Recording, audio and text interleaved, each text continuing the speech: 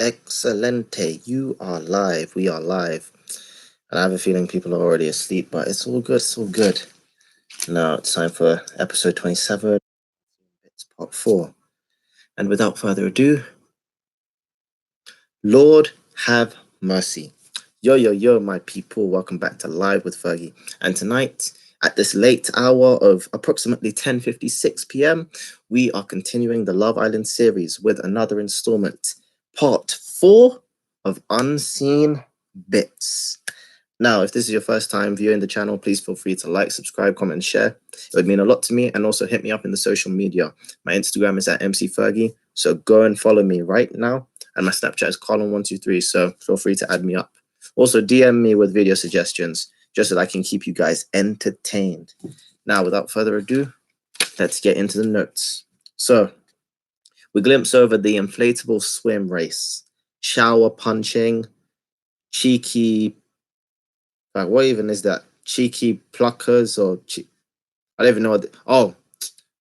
I still don't even really know what that is. Mayo Boys, Tom the Slave, Casa Amor.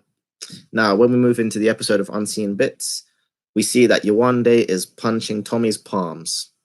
There's also shower sharing, as there are only 3 showers total in the villa.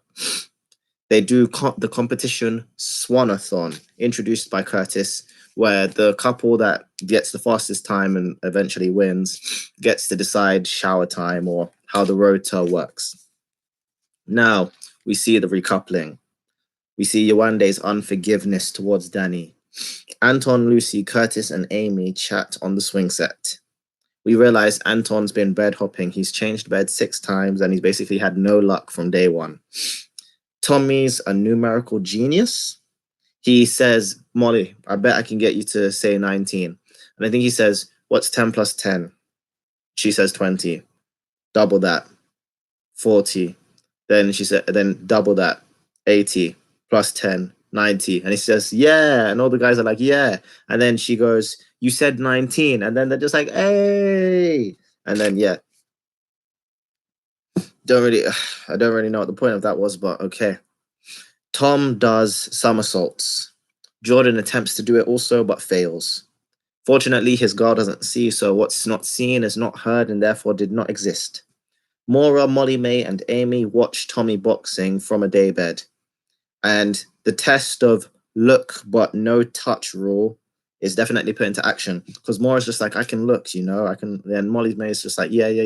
It's just like, she's just like, I love a man that's sweaty and it turns me on and sort of like, and all 3 of them are basically just watching Tommy box. And I was just like, okay. So we then get this montage with the song, I just wanna make love to you. Da, da, da, da, da.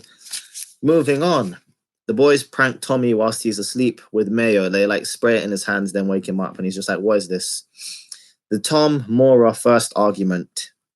Tom's grovel. We've come to find out that his grovel included plaiting her hair, making her regular coffees. On top of that, also making her toasties, giving her neck rubs, and he basically became her butler / personal slave. Curtis teaches Tommy how to cook, and this fully involved use this pan. And bearing in mind there was only 1 pan, and Tommy said this pan, and he was just like yes. And then he was just like turn on the stove, and he's just like this one. And I was just like, oh my God. And then he basically said, is it bad that I don't know how to cook? And then Curtis tries to make him feel good by saying, well, you don't know what you don't know. So like the only way to know is to learn and whatever. Arabella was scared by a dragonfly.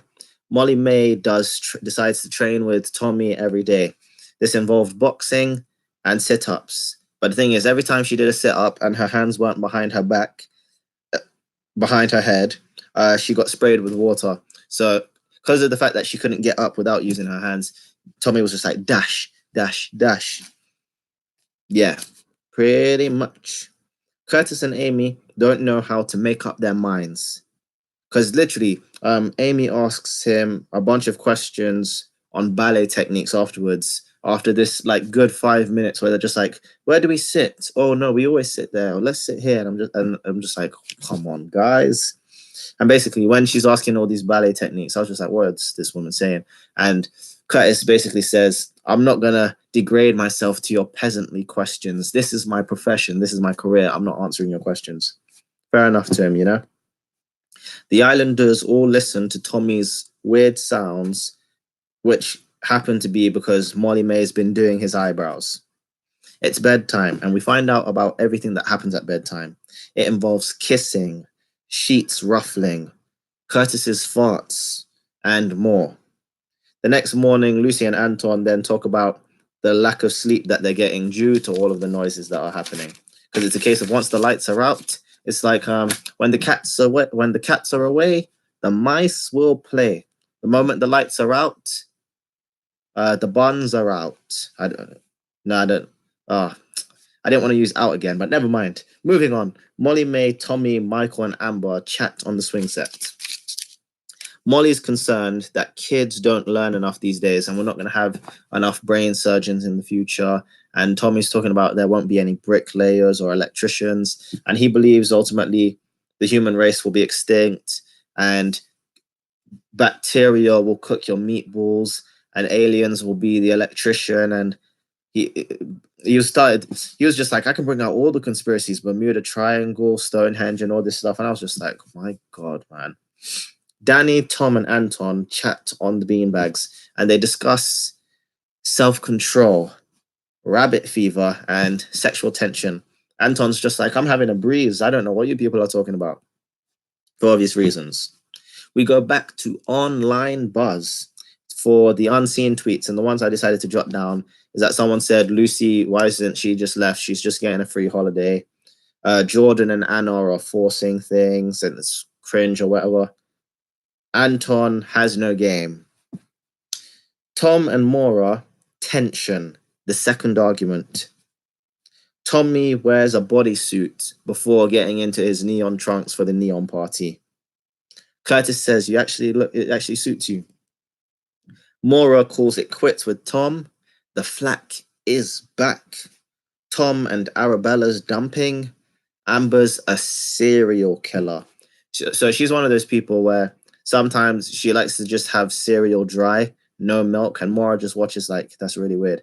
Then again, I used to do that when I was a kid. Sometimes it was just a case of you just wanted to like shove your hand in the Cheerios or in the cornflakes or in the Frosties or Cocoa Pops, and you just wanted to go munch or even put it into a bowl and just eat it with a spoon, just no milk. I can understand that, you know. We meet Ginger and Mojito, the horses.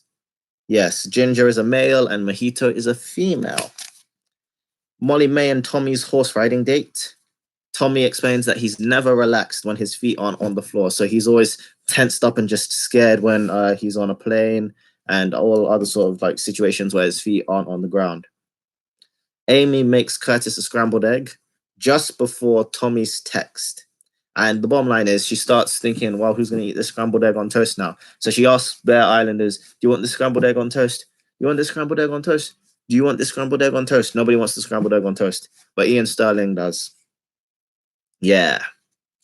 Then we get to Maura's text. Casa Amor, the new boys entering the villa with new girls. And that brings us to the end of the notes for Unseen Bits. Now, I'm hoping you've all enjoyed. Please feel free to like, subscribe, comment, and share. Hit me up in the social media. Instagram is at MC Fergie. Snapchat is Carlon123, but it shall be in the description below. And without further ado, I will see you in the next video. So, peace and God bless.